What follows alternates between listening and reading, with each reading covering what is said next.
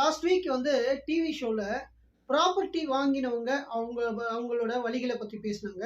And property வாங்காம இருக்கிறவர்கள் அவர்களோட வழிகள் வேதனைகளை பத்தி பேசினாங்க. இது மாதிரி இதுக்கு முன்னாடி ஒரு 2, 3 ஷோ நடந்தது.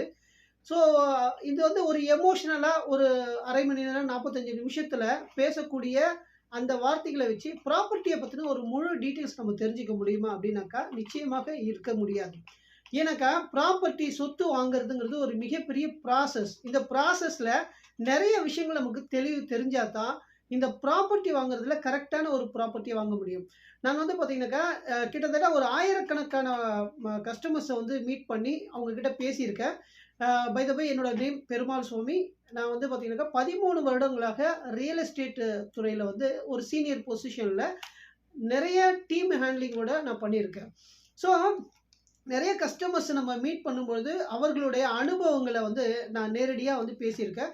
நிறைய பேர் என்கிட்ட பேசினதுக்கப்புறம் ப்ராப்பர்ட்டிஸ் வாங்கியிருக்காங்க. அப்படின்னா இந்த சொத்து வாங்குறது, ப்ராப்பர்ட்டிஸ் வாங்குறதுங்கிறது சாதாரணமாக இப்போ நம்ம இன்னைக்கு எடுத்துக்கிட்டோம் அப்படின்னாக்கா, அது வாங்குறது மட்டும் இல்லை, நீங்கள் வாங்கினதுக்கப்புறம் அந்த வீட்டில் நம்ம சந்தோஷமாக மகிழ்ச்சியாக நம்ம அந்த சொத்தை வந்து நம்ம கடைசி வரைக்கும் அனுபவிக்க ஒரு பாசிபிலிட்டிஸை நம்ம உருவாக்கணும். அப்படின்னாக்கா வாங்குவதற்கு முன்னாடி நம்ம என்னெல்லாம் பார்க்கணும், நம்ம உண்மையிலே சொத்து வாங்குறதுக்கு எலிஜிபிலிட்டியாக நம்ம என்னெல்லாம் வச்சுக்கணும், நம்ம சொத்து வாங்குறதுக்கு நமக்கு ஹெல்ப் பண்ணுற இன்டர்னல் ரீசன்ஸ், சொத்து வாங்காமல் நம்மளை தடுக்கிற இன்டர்னல் ரீசன்ஸ், அண்டு நம்ம சொத்து வந்து வாங்கினதுக்கப்புறம் நம்ம சந்தோஷமாக ஹாப்பியாக அந்த சொத்தை நம்மளோட சந்ததியினருக்கு கொடுப்பதற்கு என்ன மாதிரியான வழிமுறைகள் இருந்தால் சரியாக சிறப்பானதாக இருக்கும் அப்படிங்கிறத பற்றியெல்லாம் என்னால் வந்து ஓரளவு என்னோட அனுபவத்து மூலமாக நான் ஷேர் பண்ணுறேன். அண்டு இந்த வீடியோ வந்து பார்த்தீங்கன்னாக்கா கஸ்டமர்ஸ், அதாவது சொத்து வாங்குறவங்களுக்கு மட்டும் இல்லை, இந்த ரியல் எஸ்டேட் துறையில் அனுபவம் நிறைய பேருக்கு இருந்தாலும் நிறைய பேருக்கு நிறைய தடங்கல்கள் இருக்குது. என்ன அப்படின்னாக்கா, நிறைய பேர் வருஷக்கணக்கில் இருப்பாங்க, ஆனால் அவர்கள் வந்து பெரிய லெவலில் வந்து சம்பாதிக்க முடியாத லெவலில் இருப்பாங்க. ஏன் அப்படின்னாக்கா இதனோட புரிதல்களை இன்னும் வந்து சரியாக புரிஞ்சுக்கலன்னு தான் என்னால் சொல்ல முடியும்.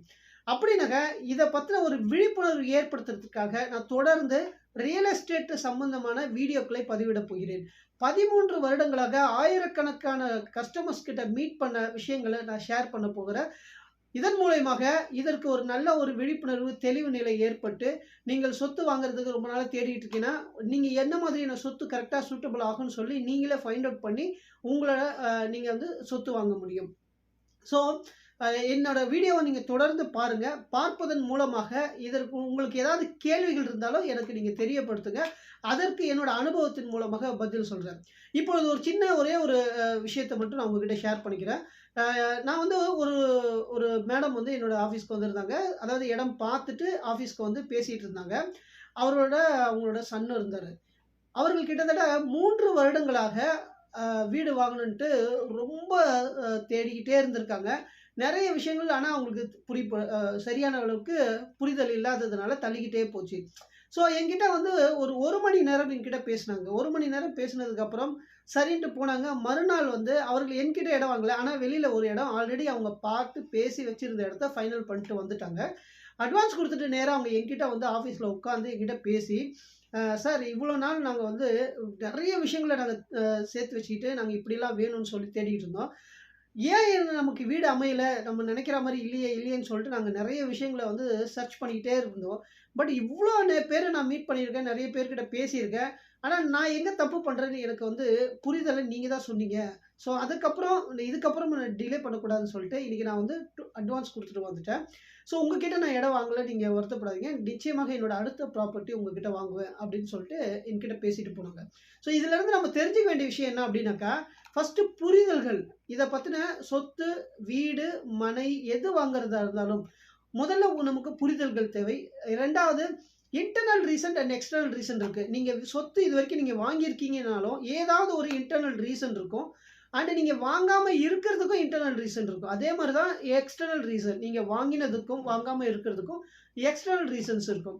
ஸோ இந்த இன்டர்னல் ரீசன்னா என்ன, இது எப்படியெல்லாம் நமக்கு வந்து ப்ளஸ்ஸாக இருக்குது மைனஸாக இருக்குது, அண்ட் எக்ஸ்டர்னல் ரீசன்னா என்ன, இது எப்படி ப்ளஸ்ஸாக இருக்குது மைனஸாக இருக்குது, இதை பற்றி நம்ம நல்லா தெரிஞ்சுக்கலாம். அண்ட் சொத்து வாங்கினதுக்கப்புறம் இந்த நீங்கள் வாங்கின சொத்தில் உங்களோட குடும்பம் சந்தோஷமாக இருக்கணும். அதுதான் ரொம்ப ரொம்ப முக்கியம். எனக்கா சொத்து வாங்கணுங்கிறது எந்த அளவுக்கு முக்கியமோ, அதை விட மிக மிக முக்கியம் அந்த வாங்குன சொத்துல உங்களோட குடும்பம் சந்தோஷமாக இருக்கணும். உங்களோட சந்ததியினர்கள் அதன் மூலமாக ஒரு மிகப்பெரிய வளர்ச்சி அடையணும். அப்படின்னா நான் என்ன செஞ்சா இது கரெக்ட்டா இருக்கும்? ஏன்னாக்கா இன்னைக்கு பேங்க்ல நெறைய பேர் லோன் எடுத்து ஆக்ஷனுக்கு ப்ராப்பர்ட்டீஸ் உங்களுக்கு தெரியும். ஆக்ஷன் ஏலம் விடுற அளவுக்கு நெறைய ப்ராப்பர்ட்டீஸ் ஆக்ஷன் ஒரு வெப்சைட்ஸ் அந்த மாரியே இருக்கு. அப்ப ஏன் இந்த மாதிரியெல்லாம் நடக்குது அப்டின்னாக்கா, நிச்சயமாக இப்ப நீங்க கொரோனா அது மாதிரியான ஒரு காலகட்டங்கள் இருக்கலாம். அது தவிர்க்க முடியாத காலகட்டங்களாக இருக்கலாம்.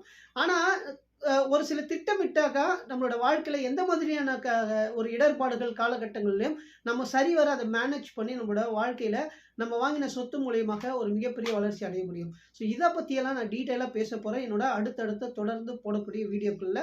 ஸோ நீங்க வாங்கிறவர்கள் கஸ்டமரா இருந்தா, நீங்க வந்து சர்ச் பண்ணிட்டு இருக்கீங்க அப்டின்னாலும், தொடர்ந்து என்னோட சேனல சப்ஸ்கிரைப் பண்ணிட்டு நீங்க பார்த்துக்கிட்டே வாங்க. ஒரு மிகப்பெரிய புரிதல் ஏற்படும். அண்ட் நீங்க ரியல் எஸ்டேட் பண்றீங்க, பிசினஸ் பண்றீங்க, கஸ்டமர்ஸ வந்து கூட்டிட்டு வரீங்க. அ வரதே கஷ்டமா இருக்கு.